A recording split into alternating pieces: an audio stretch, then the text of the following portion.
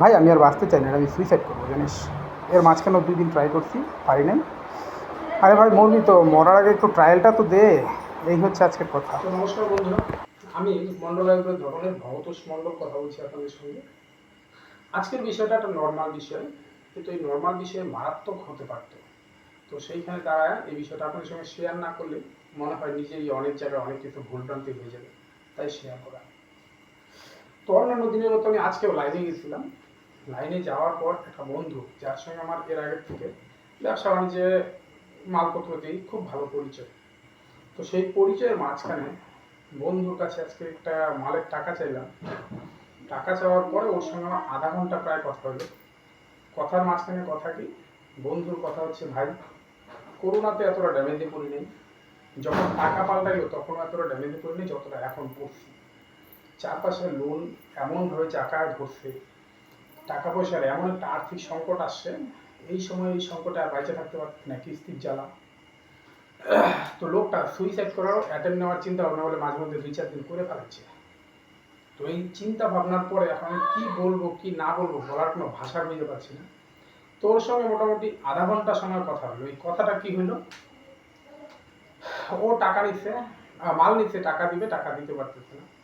এখন চিন্তা ভাবনা করতেছে, চারপাশে লোনে জড়াইছে, স্ট্রেস টেনশন, রাতে ঘুম হচ্ছে না, সুইসাইড করবে। তোকে প্রথম কথা দিয়ে আমি বললাম যে ভাই তুই তো সুইসাইড করবি, ঠিক আছে, সুইসাইড করার পরে তোর যেটা ঠিকানা আছে, তোর ঠিকানা কোথায়? শ্মশানে। তো ভাই সুইসাইড করার পরে যেই শ্মশানে যাবি, মানুষ সারা জীবন লাগায় দেয়, মানুষের শেষ ঠিকানা হচ্ছে শ্মশান, কিন্তু সেই শ্মশান শেষ ঠিকানায় যেতে মানুষ সারা জীবন লাগায় দেয়। তুই যখন শর্টকাটে যাইতে চাচ্ছিস ভাই, কোনো ব্যাপার না, চলে যা, কিন্তু শ্মশানে তুই নর্মালি মানুষ তোকে নিয়ে যাওয়ার আগে একবার 1 ঘন্টা বা একদিনের জন্য শ্মশানে থাইকায়, একদিন দিনরাত 24 ঘন্টা শ্মশানে বসে থেকে আসতে পারিস, তোর কাছ থেকে এই মরণের চিন্তা ভাবনা যে মরে যাবো এই ভাবনাটা ভাই সরে যাবে। তোর কেন ভাই এমন কথা, তুই কেন বলতেছিস শ্মশানে যা থাকা কি অসম্ভব কোনো ব্যাপার? থাকবো 1-1.5 ঘন্টা থাইকে আসতেছি। আমি তো ভাই তুই থাইকায় বাস্তব প্রমাণটা নিয়ে আয়। আর বাকি রইলো তুই টাকা পয়সার মানে সংকটে পড়ে এখন সুইসাইড করার চিন্তা ভাবনা করতেছিস। ভাই আমি জীবনে একটা হচ্ছে পডকাস্ট দেখছিলাম, পডকাস্ট ছিল ইলন মাস্ককে নিয়ে। আমরা সবাই জানি ইলন মাস্ক, সে হচ্ছে একজন নামি দামি ব্যক্তি, যার পয়সার কোনো সমস্যা নাই। কিন্তু সেইখানে ইলন মাস্কের গল্পটা যখন পড়ছি, তার জীবনে প্রথম বিয়ে করছিল ইলন মাস্ক। বিয়ে করার পর প্রথম স্ত্রী তাকে ডিভোর্স দিয়ে চলে গেছে, টাকা পয়সার অভাব ছিল না, আবার বিয়ে করছে। দ্বিতীয় স্ত্রীও তাকে সেম ভাবে ছেড়ে চলে গেছে। ছেড়ে তো চলে গেছে গেছে, প্রথম স্ত্রীর একটা মেয়ে ছিল। মেয়েটা যখন 18 বছর বয়স হয়েছে, ভাই 18 বছরে পা দেওয়ার সঙ্গে সঙ্গে মেয়েটা কোর্ট কেস করছে ইলন মাস্কের এগেইনস্টে, যে সে আর তার বাবার সঙ্গে একটা মিনিটও থাকতে পারতেছে না। এতটাই তাদের সম্পর্ক খারাপ হয়ে গেছে, সে তার বাবাকে সহ্য করতে পারছে না, সে তার মার কাছে চলে যাবে। এই নিয়ে কোর্ট কেস করে 18 বছরে তার বাবাকে ছেড়ে চলে গেছে। একটা ইন্টারভিউতে ইলন মাস্কের বসে আছে উল্টা পাশে একজন নর্মাল লোক বললো, স্যার নমস্কার, স্যার আমি জীবনে আপনার মতো হতে চাই। তো এই কথাটা শোনার পর ইলন মাস্ক নিজে কইছিল, ভাই তুই তো আমার মতো হইতে চাস, কিন্তু ভাই আমি যে জীবন কাটাচ্ছি, আমি শুধু টাকার উপরেই বসে আছি, কিন্তু আমি আমার নিজের জীবনটাকে পছন্দ করতেছি না। আমি আমার এই জীবনে খুশি নাই, কারণ টাকা পয়সা দিয়ে জীবনে সুখ শান্তি বাস্তবে আসে না। সুখ শান্তির ব্যাপারটা টোটালি আলাদা, যেই চ্যাপ্টারটাই আমার পড়া নেই। তো বন্ধুরা, এই কথাটা তো বাস্তব যে টাকা পয়সা জীবনে আমাদের কোনোদিনও কোনো সুখ আনতে পারে না। পারে কি? কোনোদিনও পারে না। আর বাকি হলো জীবনে আমাদের চাওয়া পাওয়ার গল্প। চাওয়া পাওয়া বলতে আমরা যদি চারপাশ থেকে একটু শিক্ষা গ্রহণ করি, মনে হয় সব কিছুই বুঝতে পারবো, কারণ প্রকৃতি আমাদের শেখানোর জন্য। এখন আমরা কি শিখবো? আগেই তো শিখায় রাইখে গেছে প্রকৃতি, তো আমাদের বাস্তবে সব জ্ঞান দিয়ে গেছে, গীতা রামায়ণ মহাভারতে সব জ্ঞান দিয়ে গেছে। আমাদের শুধু তার উপর যদি একবার চোখ বুলাই, তাহলে মানুষ জীবনের মূল লক্ষ্য খুঁজে পাবো। ভগবানরা জীবনে চলে গেছে, দেখা গেছে যে ভাই আমরা এই পথে চলছি, আমাদের পরিণতি এই হয়েছে। একটু ভাঙায় বলতে হচ্ছে, মানুষের জীবনে তো চাওয়ার শেষ নাই। চাওয়ার শেষ নাই বলতে, ধরুন না দ্রৌপদীর গল্পটা, দ্রৌপদীর 5টা স্বামী কোত্থেকে আসলো, এরও গল্প কিন্তু শাস্ত্রে আছে। কি আছে? দ্রৌপদী আগের জন্মে একবার ভগবান শিবের তপস্যা করছিল। শিবের তপস্যা করার পর সে শিবের কাছে সন্তুষ্ট করার পরে শিবের কাছে বর চাইলো। এবার শিব বলল, নাও তোমার মনে যা বাঞ্ছা আছে তুমি চাও, আমি সেই হিসেবে তোমাকে বর দিচ্ছি।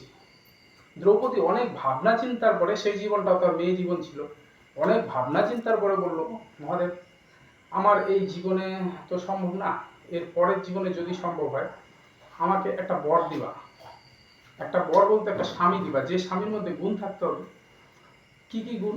স্বামী সব থেকে সুন্দর হবে, স্বামী সব থেকে বলবান হবে, স্বামীর মধ্যে এখন তো তীর ধনুকের খেলা হয়, তীর ধনুকের যুদ্ধ হয়, স্বামী যেন তীর চালানোতে সব থেকে বেশি পারদর্শী হয়, স্বামী যেন অস্ত্রবিদ্যায় সব থেকে পারদর্শী হয়। সব থেকে বড় গল্প দ্রৌপদীর মনে পড়লো, যদি ধর্মজ্ঞান না থাকে তাহলে সেই স্বামী এত কিছু শিখে কি করবে। ভগবান যেন তার মধ্যে ধর্মজ্ঞানটা থাকে। এক জীবনে দ্রৌপদীর একটা স্বামী চাই, কিন্তু একটা স্বামীর মধ্যে 5টা গুণ চাই। কিন্তু দুঃখের বিষয়, সেই 5টা গুণ একজনের মাঝখানে কোনোভাবেই দেওয়া সম্ভব হয়নি, যার জন্য যখন দ্রৌপদী আগুনের থেকে আসছিল তারপরে সেই জন্মে তার সেই মানে ফলটা পাওয়ার কথা ছিল, তো ফল কি করে পাইল? যুধিষ্ঠিরের মধ্যে ছিল ধর্মজ্ঞান, অর্জুন ছিল তীরধারী একদম 1 নাম্বার, নকুল ছিল সব থেকে সুন্দর, ভীম ছিল সব থেকে বলবান, আর তার সঙ্গে সহদেব, সেও ছিল তলোয়ারধারী 1 নাম্বার। তো এই যে 5জন, এবার বাস্তবে আপনার স্বপ্ন পূরণ হওয়ার পরেও যে সমস্যাগুলো আসে, আমাদের মানুষের জীবনেও যেমন সব চাওয়া পাওয়া পূর্ণ হওয়ার পরেও যে সমস্যাগুলো আসে, দ্রৌপদী সেই সময় সম্মুখীন করতে পারছে, 5 স্বামীকে নিয়ে সম্মুখীন করতে পারছে, কিন্তু আমরা তো সব চাওয়া যদি পূর্ণও হয় পারবো না। যার জন্য ভগবান কি করছে, সবার মধ্যে একটা কমতি রাখছে, যেটা তোমরা রাউন্ড ফিগারে থাকো। কিরকম? কাকের কাকা শব্দ সঙ্গে কালো রূপ, কিন্তু তাকে ছাড়া শ্রাদ্ধের কাজ সম্পন্ন হয় না। কোকিলকে কণ্ঠ দিতে ঠিকই, কিন্তু তার মধ্যে সৌন্দর্য দেয়। সৌন্দর্য কাকে দিতে? ময়ূরকে, কিন্তু ময়ূরকে সৌন্দর্য দিলে কি হবে? ময়ূরের মধ্যে সেই কণ্ঠ কিন্তু দেয় না। শিয়াল সব থেকে চালাক প্রাণী, কিন্তু শিয়াল চালাক হলে কি হবে? হাতি সবচেয়ে বড় প্রাণী, সবচেয়ে শক্তিশালী প্রাণী, কিন্তু এর মাঝখানে দেখেন একবার ভালো করে তাকায়, বনের রাজা কিন্তু সিংহ। তো এই যে জায়গাগুলো, এইগুলো আমাদের বুঝতে হবে যে তোমার মধ্যে সব গুণ কোনো সময় পরিপূর্ণ হইতে পারে না, আর সব গুণ পরিপূর্ণ হইলেও তুমি তো ভগবানের চাওয়াটা ভুলে যাবে। আর আমাদের এই জীবনে ভগবানের চাওয়া ভুলে গেলে হবে না। ভগবান তো নিজে বাস্তব জীবনে প্রমাণ করে দিয়ে চলে দেখা গেছে যে মানুষ তোমরা এই পথে যদি যাও, আমি ভগবান হয়ে এই পথে যাওয়ার পরে এই পরিণাম হয়েছে। নর্মাল কথা বুঝে যাচ্ছে না? একটা উদাহরণ লাগবে, দাঁড়ান আপনাদের উদাহরণ দিয়ে বোঝাই দিচ্ছি। আমরা কুরুক্ষেত্রের যুদ্ধে কৃষ্ণকে জানি, কৃষ্ণ পাণ্ডবদের পক্ষে ছিল, আরেকজন কাকে জানি, শকুনি, যে দুর্যোধনের পক্ষে ছিল। কিন্তু কোনো একটা পডকাস্টে কোনো একটা সদ্গুরুর কাছে পাইছিলাম যে কৃষ্ণ আর শকুনি দুজন একই ব্যক্তি ছিল। একই ব্যক্তি কিরকম? এই যে আমরা পাণ্ডবরা জিতছে জন্য কৃষ্ণের পূজা হয়, যদি সেইখানে এই কৌরবরা জিতত তাহলে ঠিক আমাদের যে শকুনি ছিল, যাকে আমরা এত গালিগালাজ করি, তার পূজা হইত। কেন হইতো জানেন? কৃষ্ণ কি করছে? পাণ্ডবদের হেল্প করছে। শকুনি, কৃষ্ণ যেরকম তার জীবনে ধর্মকে ঠিক করার জন্য কাজ করে গেছে, শকুনিরও সেম গল্প ছিল। শকুনি কিন্তু কোনোদিনও খারাপ ছিল না। শকুনি কেন খারাপ হয়েছে তার পিছনের যদি জীবনটা একটু আপনারা জানেন, তার তো খুব সুন্দর একটা প্রিয় বোন ছিল গান্ধারী, যে চোখে দেখতো দুনিয়ায় সব থেকে সুন্দরী চোখেও দেখতো, কিন্তু কি হলো, তার চোখ বাঁধতে হলো অন্ধের সঙ্গে বিয়ে হওয়ার জন্য। সে নিজে নিজে এই বরটা নিতে যে আমি চোখ বাইন্দা চলবো, তার নিজের ইচ্ছা ছিল, কিন্তু সেটা শকুনির পছন্দ ছিল না। আচ্ছা, এই ঘটনা হয়ে গেছে, ঘটনার পরে তাদের বিয়ে হয়ে গেল। ধৃতরাষ্ট্রের সঙ্গে বিবাহের পরে কি হলো, শকুনির ছিল 100 ভাই। এবার 100 ভাই যে শকুনিরা ছিল, বিয়ের পরে যে ছিল ভীষ্ম, পিতামহ ভীষ্ম, যারা আমরা এত মানে ভালোবাসি একরকম, ওর সম্বন্ধে কোনো খারাপ কথা নাই, নিজের পণ রাখার জন্য নাম পাইছে এত সুন্দর, কিন্তু তার মনের গল্প কি ছিল, কত কূটনীতি ছিল। বিয়ের পর জানতে পারলো যে গান্ধারী ছিল মাঙ্গলিক। এই গান্ধারী মাঙ্গলিক থাকাতে বিয়ের পরে জানছি যে বিয়ের আগে জানতে পারে নাই। এই রাগে কি করছে, শকুনির পরিবারের প্রত্যেকটা ভাই প্লাস তার বাবাকে নিমন্ত্রণ দিয়ে বাড়িতে আনছে। বাড়িতে আনার পর তারা কি করলো, নিমন্ত্রণ তো আত্মীয়তা রক্ষা তো দূরের কথা, তাদের একটা জেলখানার মতো ঘরে ঢুকাই দিল। 100 ভাই তার বাবাকে নিয়ে 101 জন জেলখানায় ঢুকাই দেওয়ার পর প্রত্যেক দিন তাদেরকে একজনের খাবার দিত, যে তোমরা তিলে তিলে একজনের খাবার খায়া বাইচা থাকবা, আর বাকিরা কিন্তু আস্তে আস্তে তিলে তিলে মরবে। তো এটা করার তো কোনো যুক্তি ছিল না। এই গল্পের মাঝখান দিয়া তখন তারা প্রথমে তো ভাবছিল যে হয়তো বিশ্বের মত পাল্টাবে, বিশ্ব কয়েকদিনের মধ্যে হয়তো আমাদের নিয়ে যাবে, মজা করতেছে। কিন্তু ধীরে ধীরে দিন যাইতে যাইতে যখন 15-16 দিন পার হয়ে গেল, তখন তার বাবা চিন্তা করলো যে না, ও তো নিশ্চয়ই আমাদের ছাড়াবে না। কিন্তু আমাদের ছাড়াবে না বলতে তো আমরা এই ঘরে সবাই মারা যাবে, তো সবাই আমরা মারা যাব না। এই সবার মাঝখানে 101 জনের মাঝখানে একজনের তো খাওয়া দেয়, আমরা কেউ খাবো না। এই 101 জনের মধ্যে একজনের খাওয়া একজনই খাবে, 101 দিনই খাবে, 101 দিনই একজনই খাবে। বাকিরা ধীরে ধীরে মরে গেলেও যে একজন বাইচা থাকবো সে যেন এই যে এই বংশটার পুরা ধ্বংস করে ছাড়ে। দিনান্তে একে একে একে একে সেইখান থেকে তারা শকুনিকে বাইছা নিচ্ছিল। আর শকুনিকে বাইছা নিচ্ছিল বলতে, যখন মোটামুটি সব ভাইরাই মারা গেছে, শকুনির বাবা শুধু বাইচা ছিল। তো শকুনির বাবাও মোটামুটি 70-75 দিনের মাথায় দেখলো যে না, আমিও আর বেশি দিন বাঁচবো না। তো একদিন শকুনিকে বললো, শকুনি আয় দিবে আসলে। তো পাশাপাশি সামনে দাঁড়ায় থেকে বললো, তুই এই প্রতিশোধ পূর্ণ করতে পারবি তো বাবা? হ্যাঁ পারবো। ঠিক আছে, তাহলে তোকে আমি একটা বর দিচ্ছি। বইলা কি করলো, সে আর একটু দূরে গেল, একটু দূরে যায়, শরীরে তো এমনিতে না খাওয়া শরীর, সেইখানে একটু দূরে যায় কি করলো, শরীরের জুড়ে শকুনির পায়ের এমন লাথি মারলো, পাটাকে ভাঙিয়ে দিল। পাটাকে ভেঙে দেওয়ার পরে শকুনি বলছে, বাবা তুমি এটা কি করলা, আমি যুদ্ধ করবো কি করে?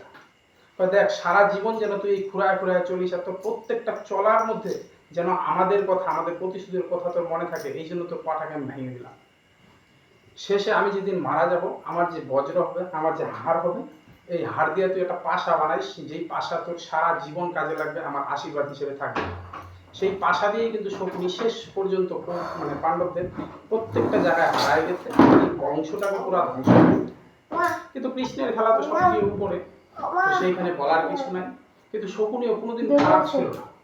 আমরা জীবনে কৃষ্ণের থেকে শিখবো না, শকুনির থেকে শিখবো, শেখাটা হলো বড় গল্প। আর যখন দুইজনের কাছ থেকে শিখবো, তখন এখানে অন্তর করতে পারবো যে শকুনির লাইন ঠিক থাকলেও মনে কোনো না কোনো জায়গায় অহংকার, অহংকার বলতে কি মানে শয়তানি ভাবটা একটা ছিল। ওর মেন গল্প ছিল ধ্বংস করা, আর কৃষ্ণের গল্প ছিল আবিষ্কার করা, নতুন কিছু ধর্মকে আবিষ্কার করা। তো এই হচ্ছে দুইয়ের অন্তর। তো এরকম অন্তরের গল্প বন্ধুর সঙ্গে বললাম, মোটামুটি আধ ঘন্টা সময় পার হয়ে গেল। বন্ধুটা অনেকটাই পাল্টাইলো, কিন্তু তবুও মনে শেষ ভাষণ দিস না। এত ভাষণ না দিয়ে যদি টাকা পয়সা কিছু থাকে আর কি, ব্যবসা ভালো চলছে নিশ্চয়ই। ব্যবসা তো যদি ভালো না চলতো তাহলে এত সময় দিতি না আমাকে, আর এত ভাষণ দিতি না। দে, যদি হাতে টাকা আছে মোটামুটি বেশি না 12,000 টাকা দিই, চলবে। আমার নিজেরই যা পরিস্থিতি, আমি ওরা কি দিব, আমার নিজেরই কিস্তিতে প্রচুর টাকা। কিন্তু গল্প হলো, পরে আমি যে শিক্ষাটা দিতে চাইতেছিলাম, সেই শিক্ষাটা অন্য গল্প ছিল, যে জীবনে কিছু জান, কিছু শিখ। সেইখানে দাঁড়ায় দেখেন, আমাদের ভারতবর্ষে আম্বানি, আদানি, টাটা, বিড়লা নামের তো শেষ নেই। পৃথিবীতে কত ধনী আছে, কিন্তু সব ধনীর মাঝখানে একটা গল্প কি জানেন? ধনীরা ধনী তো আছে, টাকা পয়সা তো কয়েক কোটি যদি পয়সা খায় শেষ হবে, কিন্তু তাদের রাতে ঘুম নাই। পরের দিন আরও এটাকে কী করে একটু বাড়াবো, কী করে দেশের নাম্বার 1-এ যাবো, সেই গল্প আছে। তো সেইখানে দাঁড়ায়, যার জীবনে চাওয়ার শেষ নাই, যার এত হওয়ার পরও আরেকটু লাগে, সে তো ধনী না রে ভাই। ধনীকে জানিস? ধনী হচ্ছে আমাদের যারা সাধু সন্ন্যাসী আছে, ঘর বাড়ি ছেড়ে দিচ্ছে, কিন্তু একটা জঙ্গলে থাকেও সন্তুষ্টিতে আছে। ভগবানের দেওয়া সব কিছুই, ভগবানের দেওয়া জীবনে আমি ভগবানের সঙ্গেই আছি, ভগবানের নাম কীর্তন করতেছি। তো এইখানে সন্তুষ্টি দুজনের মাঝখানে যদি দেখা যায় অন্তর করে, যে একজনের সব কিছু আছে কিন্তু সন্তুষ্টি নেই, আরেকজনের কিচ্ছু নেই কিন্তু মনে সন্তুষ্টি আছে। এই সন্তুষ্টিটা ভাই আগে আনতে শিখ। এই সন্তুষ্টিটা যদি আনতে শিখিস, তাইলে ভাই জীবনে দেখতে পারবি এই একটা বাস্তব গল্প কি। জীবনে ওই কাজ করে তুই যেটা পাইছিস, যেটা তোর কাছে আইসে গেছে, সেটা মাটি। জীবনের একটা আজব খেলা, যা পাইছিস সেটা মাটি, কিন্তু যেটা পাস নাই সেটা হলো সোনা 1 নম্বরের খাঁটি। বাস্তবে এটা কিন্তু আমাদের জীবনে যখন আমাদের ছোটবেলার গল্প ছিল, বলছে একটু পাস রেজাল্টে যদি নাম্বার ভালো হয় বেশ, নাম্বার ভালো হলেই একদম বাড়িতে যায় সেই জমায় কাজ করবে। কিন্তু জমায় কাজ কি হয় না, মাধ্যমিকের রেজাল্ট আসলো, উচ্চ মাধ্যমিকের প্রস্তুতি, উচ্চ মাধ্যমিকে আসলো, তারপরে প্রস্তুতি, কলেজ ডিভিশন পাস হইলো, সার্টিফিকেট পেয়ে গেলাম, এবার বাস্তব জীবনে কাজ কি করবো, একটা চাকরি বাকরি, চাকরি পেয়ে গেলাম, চাকরি পাওয়ার পরে নানান ধরনের টেনশন। চাকরির স্যালারি হচ্ছে মনে কর 20,000 30,000, একটা ঘর করতে লাগে 10 লাখ, এদিকে গাড়ি কিনতে 6 লাখ 8 লাখ, শুধু পিছাই যাচ্ছে পিছাই যাচ্ছে পিছাই যাচ্ছে। তো এই যে পিছানোর যে আমাদের জীবনের খেলা, আমরা প্রত্যেক দিনই তৈরি হচ্ছি একটা বাস্তবে আনন্দ উপভোগ করার জন্য, প্রত্যেক দিনই তৈরি হচ্ছি, কিন্তু কোনোদিন আমরা তৈরি না। তো এইখানে ওকে বললাম যে ভাই দেখ, একটা ছোট্ট বাচ্চা সব থেকে ভালো জীবনটাকে উপভোগ করতে পারে, যেটা আমরা বড় হতে পারি। জীবনে যদি এখনো শান্তি কিছু চাস, তাহলে বাচ্চা হবে। আর এত টেনশন বাদে কেউ কিছু করলেই তার কাছে টাকা চায়, তাহলে ছোটো করার চেষ্টা করিস না, হয়তো টাকা নাই আর। তো বাচ্চা কি করে সুখে থাকে এমনি? আমার ছেলে তো এই যে ছেলে মেয়েদের মানে অভাবিত এরকম আছে, ছেলে মেয়ের জন্য যা আনতে পারে আনতে পারি না, কান্না শুরু করে দেয়। ভাই, জীবনে শেখার চেষ্টা কর বাচ্চারা সব থেকে ভালো বিজনেস কি করে ম্যানেজ করে। এটা আবার কি কথা, বাচ্চারা আবার কি করে ম্যানেজ করে বিজনেস? হ্যাঁ, বাচ্চারা এই জীবনে বাস্তবে ম্যানেজ করে। কিরকম? আপনার ছোট্ট ছেলেটা আপনার কাছে বিস্কুট চাইলো বা একটা চকলেট চাইলো, সাইকেল চাইলো, ব্যাগ চাই, ও যদি একবার চায়, আপনি যদি ধমক দেন, ও চুপ হয়ে গেল, ও কিন্তু আর পাইল না। কিন্তু ও ধমক খায় চুপ হওয়ার পরিবর্তে উল্টা কান্না শুরু করে দেয়। যতক্ষণ পর্যন্ত জিনিসটা না পায়, ততক্ষণ পর্যন্ত কান্না বন্ধ না করে, বাবা যতই কঠোর হোক না কেন, ওইটা ছেলেকে আইনা দিতে বাধ্য। বোঝা গেল ব্যাপারটা? না বুঝলে এটাকে আরো ডিপ লেভেলে কি করে বুঝবো, আনন্দ কি করে, মুহূর্তের আনন্দ মুহূর্তে দিতে হবে। আচ্ছা, ছোটবেলায় তো আমরা সবাই বই দিয়ে ফুটবল খেলতাম। ফুটবল খেলার মাঠে যদি আমরা একটা গোল করতাম, 10-12টা প্লেয়ারকে কাটায় নিয়ে একটা গোল করতাম, গোল করার পরে সঙ্গে সঙ্গে কী করতাম, ভাই পরের গোল হবে কি না, এই ভাইবা কি আমরা এখানে মাথায় হাত দিতাম যে পরে যদি আবার আনি, আবার যদি গোল না হয় কী হবে, টেনশন স্ট্রেস, এটা করতাম না? সঙ্গে সঙ্গে গোল করা মানে একদম বন্ধু বান্ধবের সঙ্গে লুটাপাটি করে, ওদের সঙ্গে কুলাকুচি করে সেই একটা উল্লাসের ব্যাপার নিতাম। কোনটা নিতাম? তুই বলতো কোনটা নিতি? কোনটা? আমার ছোটবেলায় তো যখন বল খেলতাম, গোল করলেই তো আনন্দে ভাসে উঠতাম, পরেরটা হবে কিনা পরে দেখি। তো ভাই এইটাই তো তোকে এতক্ষণ থেকে বুঝিয়ে দিই, জীবনের বাস্তবটাকে খোঁজ, জীবনের ভবিষ্যৎ নিয়ে যে ভাবতেছিস যে ভাই কালকে আমার কি হবে না হবে, সুইসাইড করবো, বা গতকালকে আমি এত ভালো ছিলাম, আজকে আমি এত খারাপ, কালকে আমার আরো খারাপ হবে, এই ভাবনাটা আগামী কালকে নিয়ে যেটা ভাবতেছিস সেটা বন্ধ কর। গতকালকের যে ভাবনাটা তোর কাছে আছে যে গতকালকে আমি এত ভালো ছিলাম, এটাও বন্ধ কর। গতকালকে শক্তিটাকে নিয়ে এইখানে, আগামীকালকে শক্তিটাকে নিয়ে এইখানে, দুইটা শক্তিকে আয়না শ্মশানে যায় বস, তুই যে শ্মশানে যাইতে যাচ্ছিস বস, শ্মশানে যায় একটু রিল্যাক্সে আরাম করে বস, বসার পরে চোখ দুটাকে বন্ধ করে, চোখ দুইটাকে বন্ধ করে কি করবি, এই কাজটা কর। দেখ, শরীরটা একদম আরাম করে দেওয়া, নিঃশ্বাসটাকে নাভি পর্যন্ত নিয়ে চলে, যতক্ষণ পারবি ধরে রাখ, তারপরে আস্তে করে ছাড়।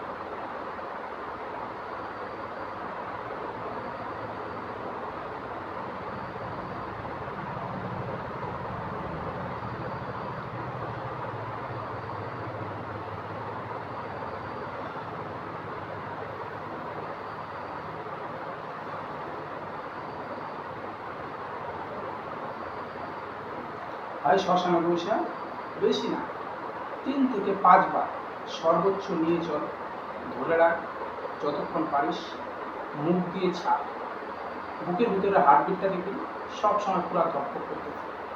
এই যে ধকপক করতেছে না ভাই, এইটাই একমাত্র তুই, বাকি জগতে যেটা টাকা পয়সা, এটা তোর না। যে ছেলে টেনশনে এত বেশি, যেই সমাজে আশপাশের 5 জন কী বলবে তোর খারাপ সময়, এটা কিচ্ছু না। আজকে পাশের বাড়ির লোক তোর ভালো সময় সবাই সঙ্গ দেবে, তোর মধ্যে একটা যখন খারাপ দেখবে সবাই পুরা তোকে পাকড়ায় ধরবে। কেন দেখতেছিস না? এই যে আজকের দিনে মনে করো চারপাশে কি পরিস্থিতি, দেখা কি শিখতে, যেই বন্ধু সবসময় সঙ্গ দেয়, সেই বন্ধু তোর খারাপ সময় সবার আগে তোর করে, মানে যাই করেন, এখন তো বর্তমানে ডিম ছোড়া চলছে, তো সেই ডিমটা ছুঁড়বে। তো ভাই এগুলোর কোনোটাই জীবন না, জীবনটাকে একটু শিখ। ছোট্ট ছেলে আছে, ছেলেটার সামনে বাড়ি যায় একটু রামায়ণ পড়, একটু মহাভারত পড়, একটু গীতা পড়। এতে কি হবে, এই বাড়িতে যদি রামায়ণ মহাভারত গীতাটা পড়িস, একটা সময় যায় তোর ছেলেকে জিজ্ঞেস করবি যে বাবা তুমি বড় হয়ে কার মতো হইতে চাও। যদি বাবার মধ্যে ছেলে গীতা রামায়ণ মহাভারতের কিছু গুণ পায়, সে বলবে বাবা আমি তোমার মতো হতে চাই, তোর জীবন হয়ে যাবে ভাই সার্থক। আর সেটা না হয়ে ছেলে যদি বলে যে আমি অমুক ডাক্তারের মতো হতে চাই, অমুক খেলোয়াড়ের মতো হতে চাই, বাবার গুণ আর মার গুণ ছেড়ে দিয়ে আশপাশে কারোর গুণ মানে চায় বাচ্চা কাচ্চা, তাহলে ভাই তোর জীবন একদম নরক। বাঁচতে শিখ এই নিঃশ্বাসের মধ্যে, যা আছে এখনই, আর এখনই সব কিছু বাদ দিয়া নিঃশ্বাস নিয়ে শরীরটাকে ঠিক করে কাজে মন দে। যেই কাজ আগে তো 4 ঘন্টায় করতে হয়ে যেত, সেই কাজ করতে এখন 8 ঘন্টা সময় লাগে, ঠিক হয়ে যাবে। পরিশ্রম বেশি করো আর একটু ধৈর্য জিনিসটা রাখ, সবুরে মেওয়া ফলে। তো যদি এইটুকু বুঝতে পারিস তাহলে ভাই জীবনের অনেক কিছু খুঁজে হবে। আর যদি এইটুকু বুঝতে না পারিস তাহলে ভাই আমার কিচ্ছু করার নেই। তুই শ্মশানে যাবি, তো তুই যা ট্রায়ালটা মারে পরে আমাকে বলিস, যদি এখানে শান্তি থাকে। এরপরে তোর পিছনে আমিও আসতেছি, আমারও প্রচুর চাপ, প্রচুর টেনশন, কিস্তির জ্বালা আমারও আছে।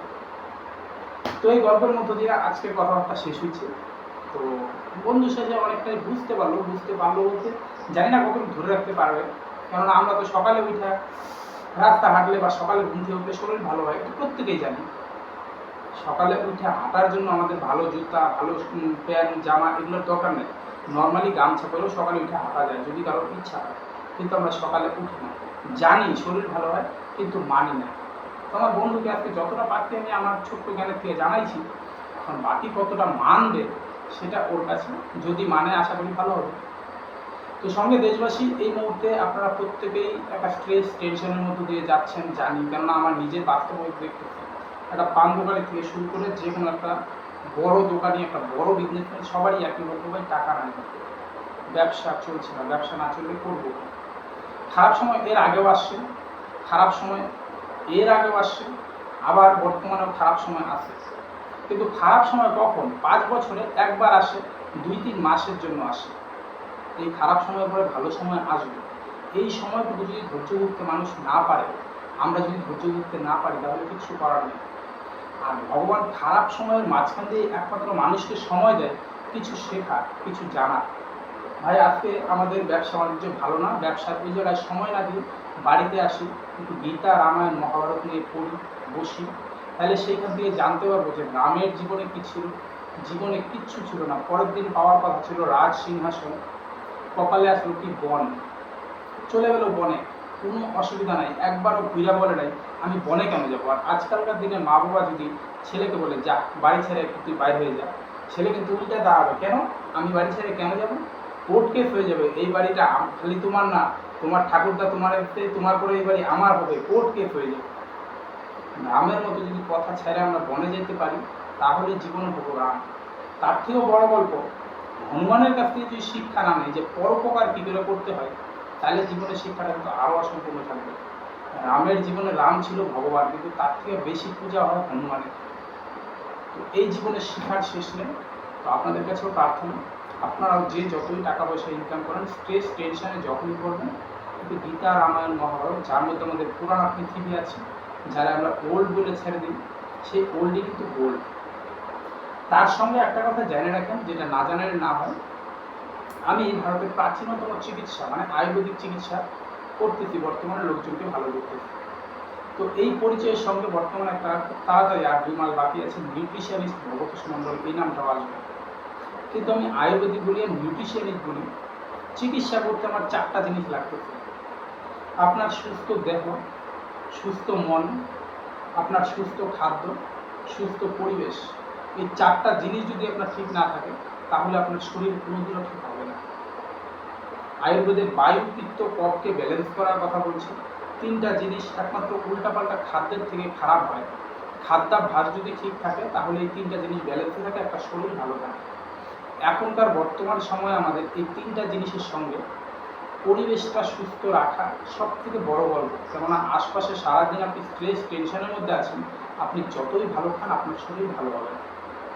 তো যদি কারোর প্রয়োজন হয় এমন কোনো গল্পের, যদি কারোর প্রয়োজন হয় আয়ুর্বেদিক চিকিৎসা, আপনি প্রেশার, সুগার, থাইরয়েড, কোলেস্টেরল, আপনার কিডনিতে স্টোন, আপনার বুক ধড়ফড় করে, শ্বাসকষ্ট হয়, পায়খানা ক্লিয়ার হচ্ছে না দিনের পর দিন, ঘুম হচ্ছে না, মাথায় বিভিন্ন ধরনের টেনশন, হাত পায়ের রগ মাঝে মধ্যে এমন টান দিয়ে ধরতেছে, মারে বাবারে বলে চিল্লায় উঠতেছেন আপনি নিজে নিজে, কিন্তু পাশের লোক টেরও পাচ্ছে না, কারণ এটা ভিতরের গল্প। তো সেইখানে আপনাদের যদি এই ধরনের যে কোনো সমস্যা থাকে, শুধু 3টে জিনিসের ব্যালেন্সে আনবে। কি? বায়ু, পিত্ত, কফ। আপনার টোটাল বডিটা একদম নির্মূল হয়ে যাবে, একদম রিল্যাক্স হয়ে যাবে। সঙ্গে আপনার ঘুম কী করে ক্লিয়ার রাখতে হয়, এই জন্য আমাদের একটু ভিতরে ঢুকতে হবে। তো শিক্ষার শেষ নাই, যদি কারো লাগে আমি যতটুকু জানতে পারছি তার মধ্যে আপনাদের যথাসাধ্য চেষ্টা করবো সম্পূর্ণ জানানো।